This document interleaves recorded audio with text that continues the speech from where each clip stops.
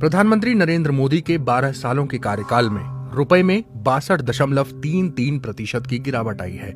मनमोहन सिंह के 10 सालों के कार्यकाल में रुपया 31.65% गिरा था। भारतीय रुपए में आई कमजोरी को लेकर कई तरह के गंभीर सवाल उठ रहे हैं। आमतौर पर किसी देश की अर्थव्यवस्था अगर अपने प्रतिस्पर्धी देशों की तुलना में तेजी से बढ़ रही हो तो उसकी मुद्रा मजबूत होती है। भारत का रुपया कमजोर हुआ है तो दूसरी तरफ एशिया के ही कई देशों की मुद्राओं में मजबूती देखी गई है। आज पहली खबर में बात उन एशियाई देशों की जिनकी करेंसी मजबूत हो रही है।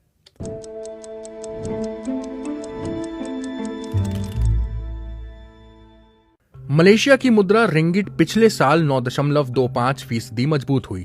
मलेशिया की मुद्रा रिंगिट पिछले 7 सालों के सबसे मजबूत स्तर पर पहुंच चुकी है। जनवरी 2025 में ये लगभग 4.50% तक टूटी थी, लेकिन उसके बाद इसमें तेजी से वापसी देखने को मिली। इस उछाल ने रिंगिट को दक्षिण पूर्वी एशिया की सबसे तेजी से मजबूत होने वाली मुद्रा बना दिया है। इसके पीछे कई वैश्विक कारण बताए जा रहे हैं, जैसे मलेशिया को लेकर विदेशी निवेशकों का भरोसा बढ़ रहा है।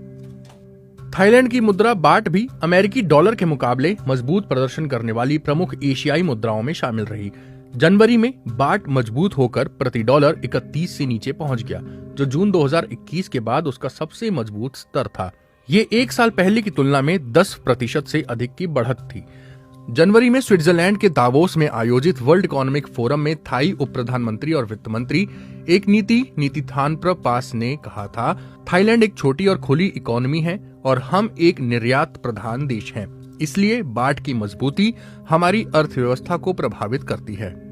एक नीति ने मुद्रा की मजबूती के पीछे थाईलैंड के करंट अकाउंट सरप्लस को प्रमुख कारण बताया था। 2025 में अमेरिका के साथ थाईलैंड का ट्रेड सरप्लस बढ़कर 51.3 अरब डॉलर पहुंच गया, जबकि एक साल पहले ये 35.6 अरब डॉलर था।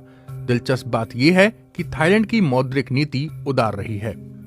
चीन की मुद्रा रेनमिनबी यानी कि युआन अमेरिकी डॉलर के मुकाबले 3 सालों के सबसे मजबूत स्तर पर पहुंच गई। 11 मई को पीपल्स बैंक ऑफ चाइना ने डॉलर के मुकाबले रेनमिनबी की डेली फिक्सिंग 6.8467 प्रति डॉलर तय की थी, जो मार्च 2023 के बाद सबसे मजबूत स्तर है। अमेरिका और यूरोप आरोप लगाते रहे हैं कि चीन का बढ़ता व्यापार सरप्लस इसलिए है क्योंकि वो अपनी मुद्रा को आर्टिफिशियली कमजोर रखता है।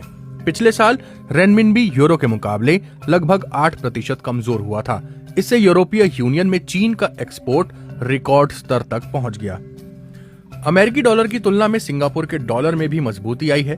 पिछले साल 5 महीनों में करीब 1% की मजबूती आई है।